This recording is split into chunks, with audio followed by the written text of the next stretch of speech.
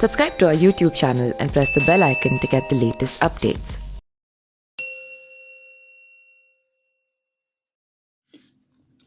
उत्तर प्रदेश विधानसभा चुनाव 2022 को लेकर सभी सियासी पार्टियों ने अपनी अपनी कमर कस ली है। वे कहते हैं ना कि दिल्ली का रास्ता यूपी से गुजर कर ही जाता है।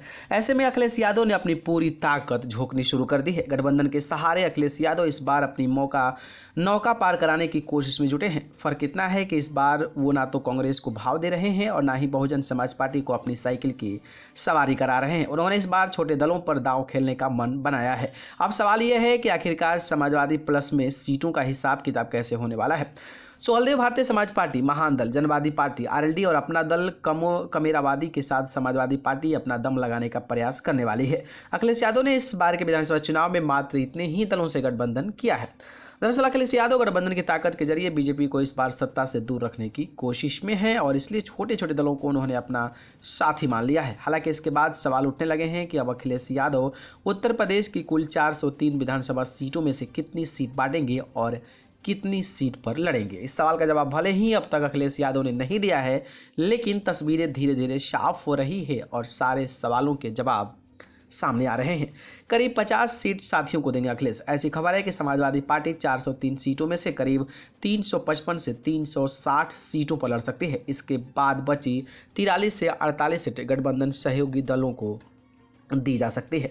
समाजवादी पार्टी के अध्यक्ष अखिलेश यादव ने पूर्वांचल से पश्चिमी यूपी तक छोटे दलों से गठबंधन किया और गठबंधन करते वक्त अखिलेश यादव ने जातिगत समीकरण को ध्यान में रखा है।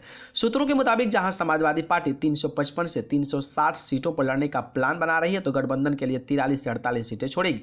किसी सहयोगी दल को कितनी सीट मिलेगी, इसके लिए पार्टियों की क्षेत्रीय ताकत और जातीय वोटों पर पकड़ का आकलन भी समाजवादी पार्टी करेगी। समाजवादी पार्टी के गठबंधन में आरएलडी और सुहेलदेव भारतीय समाज पार्टी की भूमिका बाकी दलों से बड़ी होगी। आरएलडी और सुहेलदेव भारतीय समाज पार्टी गठबंधन में बड़े शेयर होल्डर होंगे। आरएलडी को 25 से 30 सीटें मिलने का अनुमान है। अगर सुहेलदेव भारतीय समाज पार्टी को 2017 विधानसभा चुनाव में सिर्फ 4 सीटों पर जीत मिली थी, इसलिए ओम प्रकाश राजभर की पार्टी को भी दहाई अंकों में सीट मिल सकती है। बाकी छोटे दलों को सिंगल डिजिट में सीटें मिलने का अनुमान है। सीटों के बंटवारे के वक्त एक फैसला यह भी हो सकता है कि कुछ सहयोगी दल के उम्मीदवार समाजवादी पार्टी के सिंबल पर चुनाव लड़ेंगे, तो कुछ सीटों पर समाजवादी पार्टी के उम्मीदवार सहयोगी दलों के सिंबल पर ही चुनाव लड़ सकते हैं। राजनीति में टाइमिंग के साथ टीम की बहुत अहमियत होती है और अखिलेश यादव फिलहाल टीम पर कुछ ज्यादा ही ध्यान दे रहे हैं। अखिलेश यादव को टीम में सिर्फ समाजवादी पार्टी कार्यकर्ता नहीं, बल्कि यूपी के कई छोटे छोटे भी दल, उनके गठबंधन का आधार सीधे सीधे जातीय समीकरण भी है। पूर्वी यूपी में कुर्मी, कुशवाहा, राजभर वोटरों पर नजर है, तो पश्चिमी यूपी में अखिलेश की निगाह जाटलैंड पर है। असदुद्दीन ओवैसी की पार्टी एआईएम से भी गठबंधन के चर्चे थे, लेकिन अखिलेश यादव ने इसे सीधे से खारिज कर दिया है।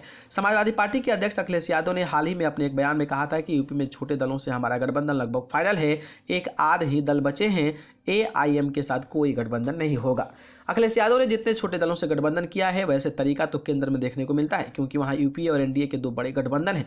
इन गठबंधनों में कई दल शामिल हैं। जब अखिलेश यादव ने तो यूपी में ही छोटे दलों को साथ लेकर योगी सरकार के खिलाफ अलग ही मोर्चा बना दिया है। अखिलेश की गठबंधन वाली सियासत सफल हो गया नहीं, इसके लिए तक मार्च तक इंतजार करना पड़ेगा। बट आपकी इस पर क्या राय है, कमेंट बॉक्स में बता दीजिए। धन्यवाद।